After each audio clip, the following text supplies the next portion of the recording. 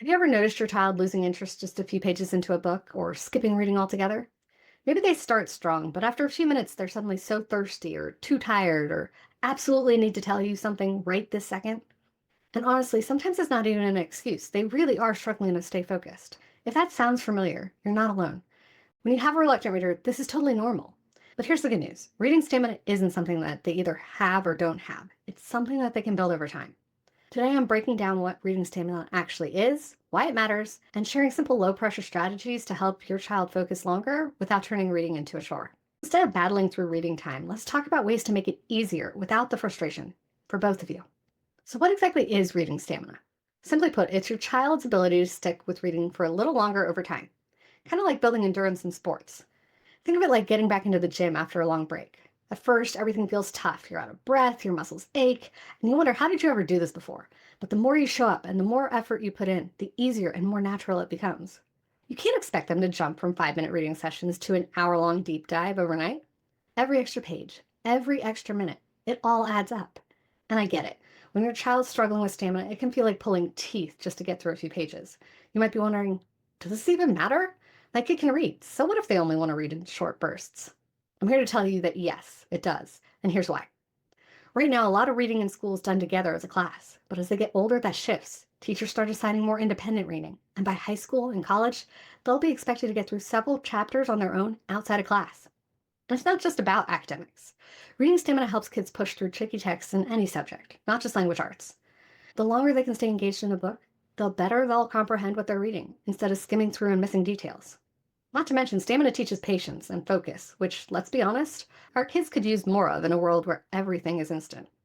In fact, the whole reason that reading stamina matters reminds me of that scene in Legally Blonde. You know, the one where Elle Woods walks into her first day of law school and the professor immediately starts grilling students on several chapters of reading that were somehow assigned before class even started? And she's the only one who didn't get the memo.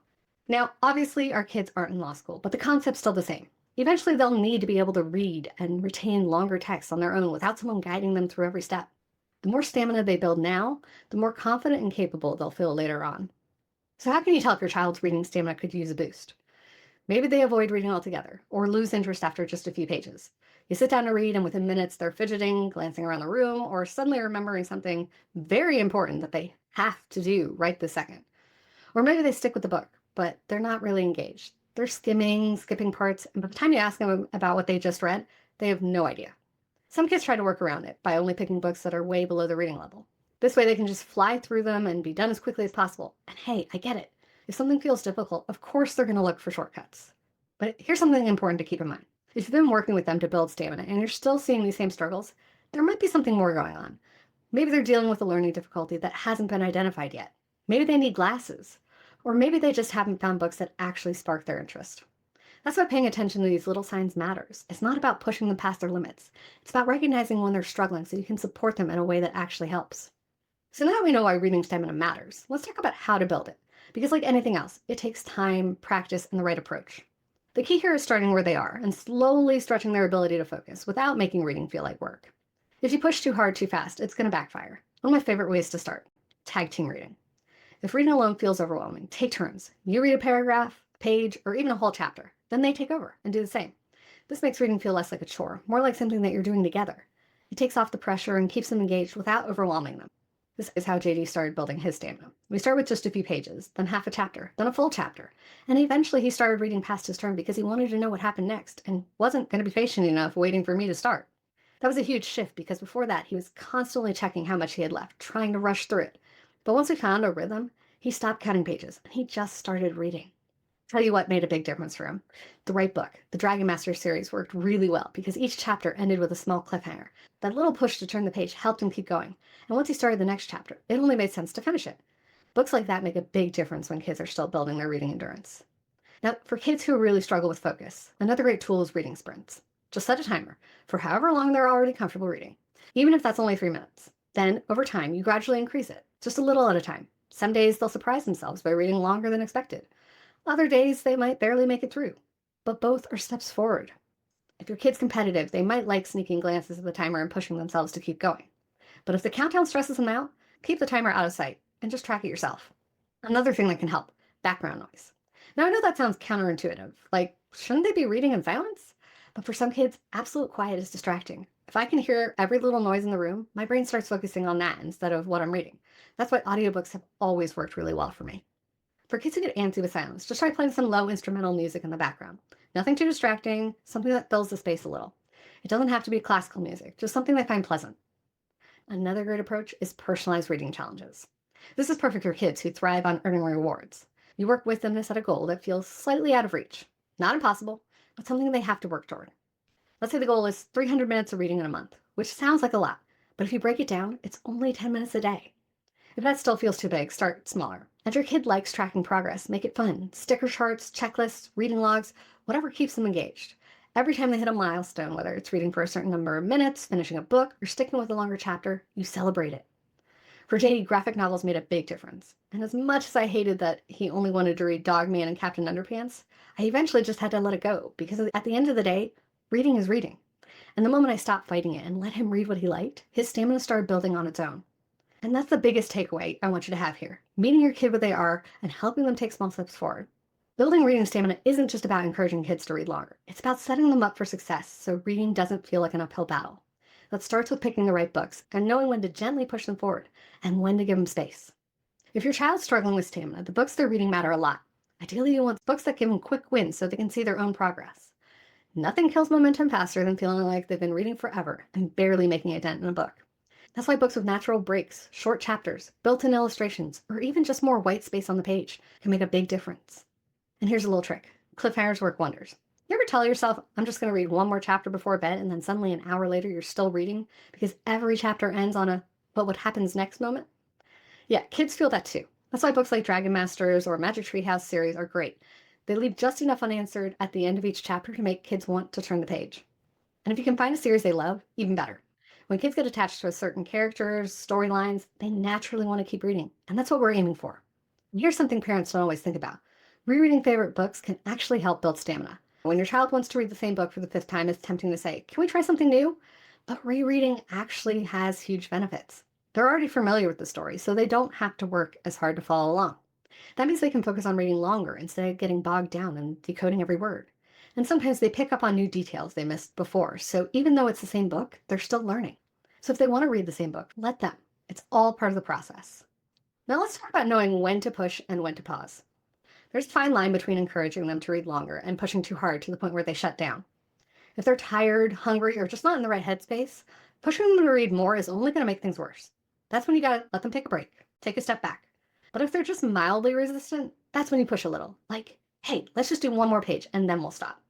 Those little moments where they stretch just beyond their comfort zone without feeling overwhelmed are what help build stamina over time.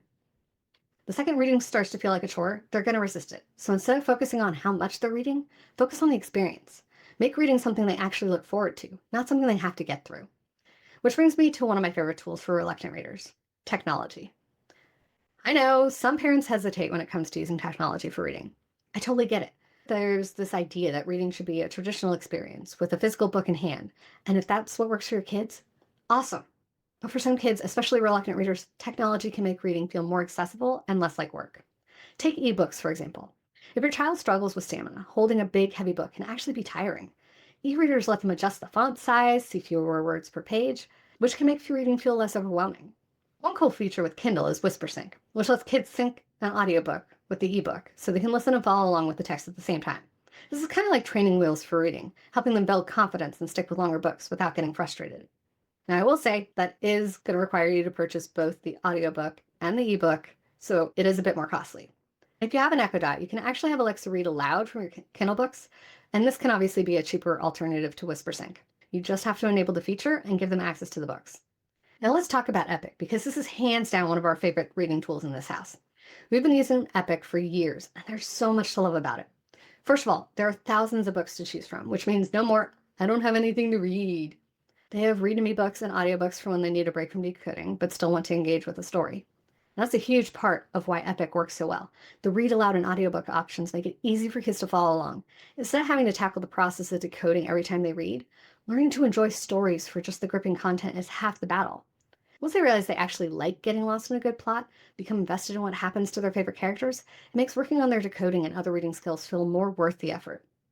And one of the best parts, They gamify the experience. Kids earn badges for reading different books, unlock new reading buddies, and eventually they can customize those reading buddies as they hit new milestones. It keeps them engaged, and let's be honest, a little competition never hurts. Also, I love that it tracks what they read. It keeps a record of reading time and lets us save favorites so we don't have to go searching for them again. And since I can set up multiple profiles, both my kids have their own space to track progress. The recommendations even grow with them based on their age. So they're always getting books at the right level. The search function is another feature we use all the time. If JD finds a series he likes, we can easily find the next book or search for another book on a similar topic. And I really appreciate that all the videos are educational. So I don't have to worry about them wandering into content that's not exactly what I want them to be watching. The only downside is that some of the more commercial series like Percy Jackson or I Survived aren't available. But there's still a huge variety, so we found plenty of books to keep coming back to. It's a subscription-based app, but honestly, for what it offers, I think it's totally worth it. If your child's school uses Epic, you might be able to get access for free through their classroom account. Otherwise, the free version gives you one book per day, which is still a great option if you're just looking to test it out. Now, another great app is Skybrary. Skybrary takes interactive storytelling to the next level. The illustrations aren't just static, they actually move as the story is read aloud. If you have a reluctant reader who loves video games or animated shows, this is a great way to bridge the gap and get them engaged with books in a new way. And of course, audiobooks are another great tool for reluctant readers. We love Audible for road trips, and listening to the Harry Potter series as a family has been one of our favorite ways to enjoy books together without it feeling like reading time. Audiobooks still count as reading, and they can help build listening comprehension and vocabulary even when kids aren't actively decoding the words. Tools like ebooks and audiobooks can make reading more approachable, but they won't erase resistance entirely. If your child's still pushing back, that doesn't mean they're never going to enjoy reading. It just means there's something else going on beneath the surface, and figuring out what that is can make all the difference. As a book lover, I know how frustrating it can be when your child pushes back on reading. It's hard not to think, why can't they just sit and read like I did? But here's the thing. We can't expect kids to love reading if it constantly feels like a struggle. And if there's one thing I've learned, it's that resistance doesn't always mean that they hate reading. Sometimes they're just tired. Sometimes they're overwhelmed. And sometimes they just haven't built up the stamina yet, which is exactly what we're working on. That's why it's so important to normalize the frustration they might be feeling. Instead of jumping in with, come on, just read a little more, try acknowledging their struggle first. I know reading feels tough sometimes, but that just means we're building our reading muscles. Just like with new sports or learning a new instrument, reading stamina takes time. The more they do it, the easier it'll get. But that doesn't happen overnight. When JD first started working on reading longer books, he'd groan before even opening the book. He'd sit there flipping pages just to see how many were left. Instead of actually reading, I had to keep reminding him, this isn't about rushing through as many pages as possible. What matters is staying with the story a little longer than last time. And honestly, it helped. He started focusing more on the effort instead of the page count. And eventually he stopped tracking how much was left and just got into the story. That's exactly why we have to celebrate effort, not just results. If they read a little longer than they did last time, that's progress. If they stick with a book they might have given up on before, that's progress. The goal isn't reading as much as possible. And we need to make sure they know it. Wow, you stuck with that book for 15 minutes. That's awesome. They need to hear that their effort's paying off, especially when they can't see it yet in themselves. Reading by example is another great way to build their reading stamina. Let them see you reading. Kids pick up on what we do way more than what we say. If they see us scrolling on our phones while we tell them to go read, they're going to feel like it's a forced activity, something they have to do instead of something people want to do. Talk to them about your own experience with reading. I wasn't always able to read long books either. It took me a while to build up to it, but the more I read, the easier it got. Let them know that reading longer books takes time for everyone, not just them. Share a time when you had to push yourself to keep going. Maybe a book that felt endless at first, but ended up being worth it. Because the truth is, kids don't always see that struggle is part of the process. They just think, I'm not good at this, and give up. Showing them that even as adults, we have to work through challenges can help them realize that it's not about being bad at reading. It's about practice. Another way to keep them motivated, make reading a shared experience. If they're struggling to read on their own, try turning it into a family activity. What if we all read the same book and talked about our favorite parts over dinner? Kids who feel like they're the only one who has to sit down and read are going to push back a lot more than kids who see it as something that everyone does. If they have siblings, get them involved, even the younger ones. JD used to read School Monsters to Hunter, and that was the first time Hunter really sat through a longer book. He wasn't reading on his own yet, but just hearing JD read made him excited about books, which is exactly what we want. And honestly, that's the whole goal here. Building reading stamina isn't just about reading longer. It's about helping kids enjoy stories so they actually want to keep going. Here's what actually helps. Choose books that keep them engaged. Books with shorter chapters, clear stopping points, or cliffhangers can make a huge difference and help keep them invested and more likely to push through. Try creative strategy to build stamina like tag team reading, reading sprints, and personalized reading challenges to build their stamina up over time. Encourage but don't force it. Some resistance is normal, but if they're exhausted, frustrated, or mentally checked out, it's okay to pause and try again later. Don't be afraid to use technology to remove barriers. E-readers, audiobooks, and apps like Epic and Skybrary can help kids access stories in ways that feel more approachable and opens the opportunity to just follow along so they can just stick with books longer without frustration. Talk about books. Help shift the way they see reading from something they have to do to something they get to do for fun. Now, before you go, I want you to take action. I want you to pick one strategy from today's episode and try it with your child. If it works, fantastic. If it doesn't, no big deal. You can adjust and try again. And if you're feeling stuck, let's chat. Send me a DM over on Instagram at Engaging Reluctant Readers, all one word, and let's figure it out together. Tell me what's working, what's not, and what your biggest struggle is right now. Because no two kids are the same, and sometimes finding the right approach is just a matter of trial and error. So keep going, keep experimenting, and most of all, keep reading together. The more we help them build stamina in a way that works for them, the more they'll start to see reading as something they actually want to do, not something they have to endure. Reading doesn't always click right away, and let's be honest, if it feels like work, kids are going to tune out fast. But what if story time didn't just feel like sitting down with a book? What if it felt more like play? In the next episode, I'm sharing fun, creative ways to make reading more interactive without adding more to your already full plate. Whether it's bringing characters to life with silly voices, turning your living room into a mini stage, or switching up where, how, and who you read with, these simple ideas can make reading something your kids actually look forward to. No complicated crafts, no elaborate prep, just easy, engaging ways to turn story time into something that sticks.